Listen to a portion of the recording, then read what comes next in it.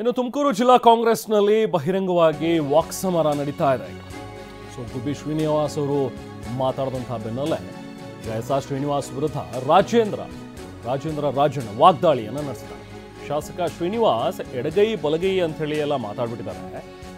ದಲಿತರ ಮೇಲೆ ಕಾಳಜಿ ಇದ್ದಿದ್ರೆ SC STಗೆ ಟಿಕೆಟ್ ಕೊಡಬೇಕಿತ್ತು. ನಿನ್ನ ಹೆಂಡತಿಗೆ ಟಿಕೆಟ್ ಕೊಡೋದು ಬಿಟ್ಟು ಬೇರೆಯವರಿಗೆ ಕಾರ್ಯಕರ್ತರಿಗೊಬ್ಬರಿಗೆ ಕೊಡಿಸ್ಬೇಕಿತ್ತು. ನನ್ನ ಹೆಂಡತಿಗೆ ಅಧಿಕಾರ ಸಿಕ್ಕಿಲ್ಲ ಅಂತ ಹೇಳಿ ದಿನಾ ಬೈಕೊಳ್ತಾ ಓಡಾಡ್ತಾ ಇದ್ದಾರೆ. ರಾಜಣ್ಣ ಅಥವಾ ಪರಮೇಶ್ವರ್ ಏನಾದರೂ ಮಾತು ಕೊಟ್ಟಿದ್ರಾ ಕೊಡ್ತೀವಿ ಟಿಕೆಟ್ ಅಂತ ಹೇಳಿ. ಸೊ ಹೀಗೆ ರಾಜೇಂದ್ರನ MLC ಮಾಡಿಸಿದ್ದು ನಾನು ಅಂತ ಹೇಳ್ತಾರೆ ಇವರು. ಯಾರನ್ನ ಗೆಲ್ಸಿದ್ಯಪ್ಪ ನೀನು ಅಂತ ಹೇಳಿ ರಾಜಣ್ಣ ಗರಂ ಆಗಿ ಪ್ರತಿಕ್ರಿಯೆ ನೀಡ್ತಾರೆ.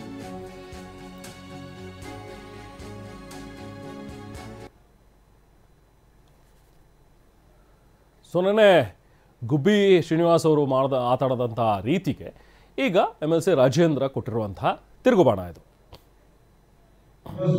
ಒಬ್ಬರೇನಂತ ಹೇಳ್ತಾರೆ, ನಾಲಾಯಕ ಅಂತ ಹೇಳ್ತಾರೆ. ಯಾರನ್ನ?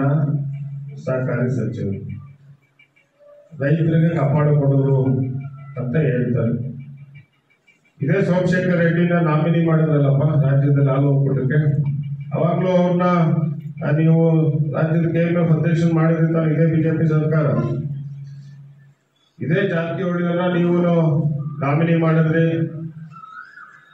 ಅಧ್ಯಕ್ಷ ಮಾಡಿದ್ರಿ. ಅವಾಗ ಇಡೀ ರಾಜ್ಯಕ್ಕೆ ರೈತರು ಕಾಪಾಡಿಕೊಟ್ಟಿಲ್ವಾ? ನಾನು ಆ ಮಾಜಿ ಕಾನೂನು ಸಚಿವರು ಕೇಳ್ಕೊಳ್ಳುವಂಥದ್ದು, ನಾನಾಯಕಂತ ಮಾತನ್ನ ನನಗೆ ಉಪಯೋಗಿಸ್ತಿಲ್ಲಪ್ಪ. ನೀನೇನಪ್ಪ ಬಹಳ ಬುದ್ಧಿವಂತ ಅಂತ ಹೇಳ್ಬೇಕ ನಿಮ್ಮನ್ನ? ಹೌದಲ್ಲ, ನಮಗೂ ಮಾತಾಡಕ್ ಬರುತ್ತೆ, ಮಾತಾಡಬಾರ್ದು ಅಂತ ಅಲ್ಲ. ಅದೇ ಬಹಳ ಹಿರಿಯರಿರ್ತೀವಿ ಅಂತ ನಾವು ಗೌರವನ್ನ ಕೊಡ್ತೀವಿ. ಆದ್ರೆ ಬಹಳ ಬೃಹಸ್ಪತಿ ತರ ನೀವು ಮಾತಾಡ್ತೀರಿ. ನಿಮ್ಗೆ ಅಷ್ಟು ಜ್ಞಾನ ಇಲ್ವಾ ಯಾರ ಬಗ್ಗೆ ಏನ್